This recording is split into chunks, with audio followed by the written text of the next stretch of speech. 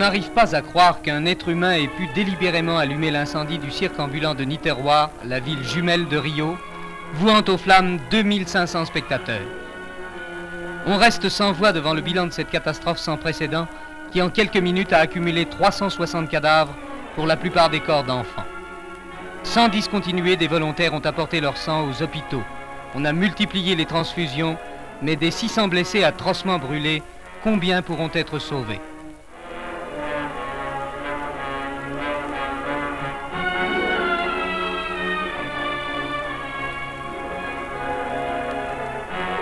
Au milieu du terrain vague de San Gonzalo, il ne reste maintenant que des débris carbonisés.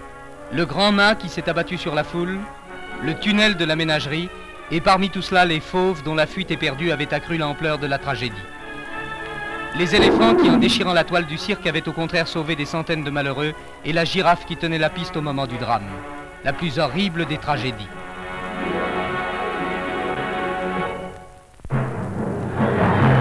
À Paris, en dépit de l'interdiction de toute manifestation sur la voie publique, édictée par le gouvernement, certains syndicats et groupements de gauche avaient maintenu leur mot d'ordre de manifestation anti-OAS.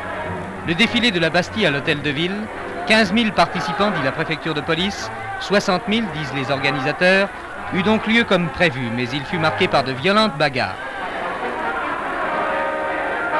Bilan de la manifestation, plus de 100 blessés.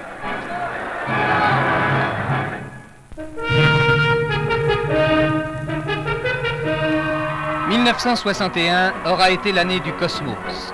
Le tour de la Terre de Gagarine d'abord, l'exploit de Titov ensuite, qui resta 25 heures dans les espaces stellaires, ont donné à l'URSS la gloire d'avoir la première envoyé un homme dans le ciel.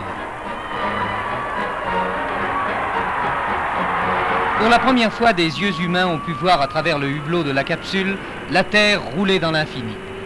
Pour la première fois, des êtres humains se sont vus détachés de la pesanteur originelle, accomplir ce voyage vertigineux dont l'idée depuis des siècles trouble les rêves de l'humanité. Et après les deux soviétiques, deux américains, Alan Shepard et Virgil Grissom, ont fait à leur tour le grand bond dans l'espace. 1961, l'année du Cosmos. Mais revenons sur Terre. Aux États-Unis, John Kennedy, démocrate et catholique, a succédé à Eisenhower, républicain et protestant. Au Brésil, Quadros a succédé à Kubitschek à la présidence. Il a depuis abandonné son fauteuil.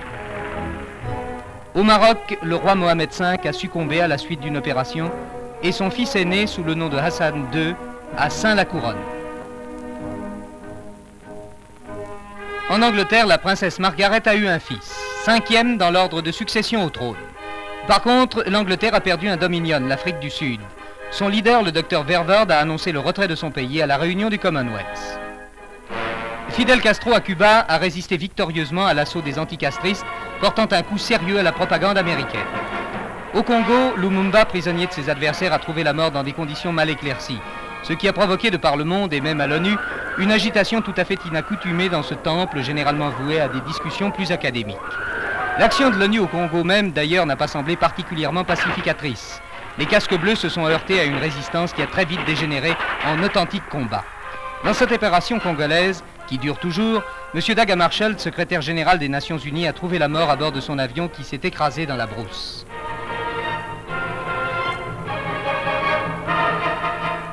Un autre foyer d'incendie s'est allumé, l'Angola, où les Portugais ont réduit la révolte qui, partie justement du Congo, tentait de s'étaler sur le pays. Enfin, Berlin. Sur la ligne de démarcation, l'Est et l'Ouest s'affrontent depuis que le gouvernement de Pankow a fait élever ce que les Berlinois de l'Ouest nomment le mur de la honte. Eichmann, l'assassin de millions de Juifs récupérés par Israël, est passé en jugement. Mais la sentence de mort qui a été prononcée est-elle bien une peine pour un tel crime? En France, le référendum sur le sort de l'Algérie a approuvé les initiatives du général de Gaulle par une très forte majorité. Mais le 22 avril suivant, un putsch éclata à Alger. Paris s'est préparé à résister à une action de force et les rues nocturnes ont pris un petit air d'état de siège. À ce moment, à Alger, au cri d'Algérie française, la foule acclamait les 4 généraux qui avaient pris la tête du mouvement de rébellion contre le gouvernement.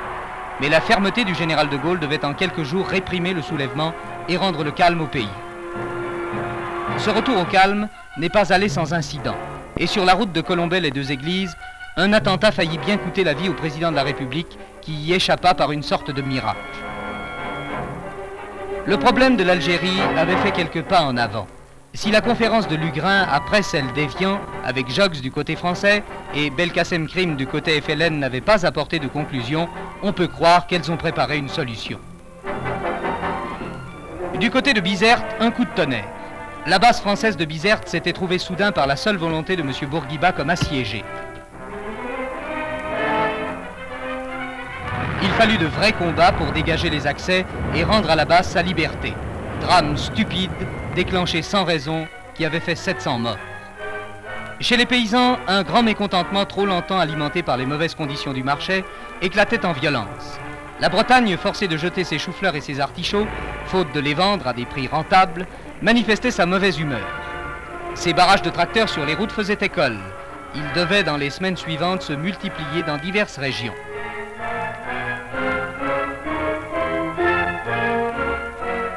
Par contre, les fêtes de l'indépendance célébrées à Dakar marquaient, entre 13 autres manifestations semblables, le succès de la générosité française.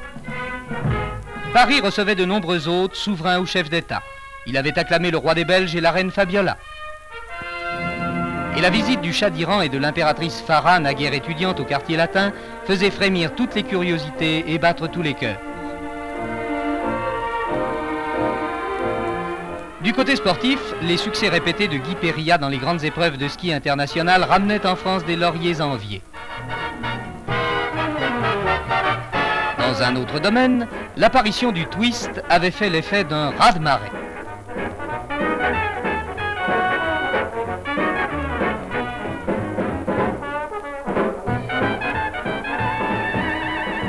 Et depuis un certain dimanche, les bancs du Palais des Sports en savent quelque chose.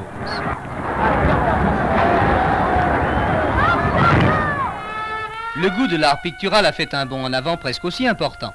Des montes en l'air de bon goût ont, avec quelques autres collections, dévalisé le musée d'Aix et laissé vide les Siemens.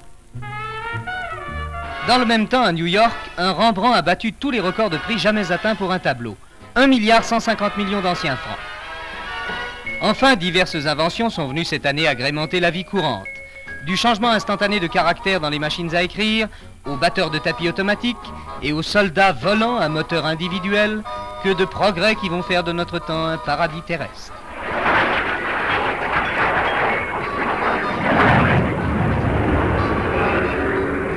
Il y a quand même plus sérieux. La France et l'Angleterre pensent à construire un pont sur la Manche qui, à 70 mètres au-dessus de la mer, donnera passage aux chemins de fer et aux autoroutes. L'UNESCO a adopté pour sauver les temples d'Abou Simbel menacés de mort par le barrage d'Assouan l'idée de surélever d'un seul bloc le temple tout entier au futur niveau des eaux. À Orly, la nouvelle aérogare la plus moderne, sinon la plus importante du monde, est entrée en service. Palais d'acier, d'aluminium et de verre, ses dimensions et ses installations laissent loin derrière elles tout ce qui existait jusqu'ici en Europe. Enfin, le paquebot France, le plus rapide et le plus luxueux paquebot du monde, a pris la mer. Et peut-on dire, c'est le chef-d'œuvre de l'année.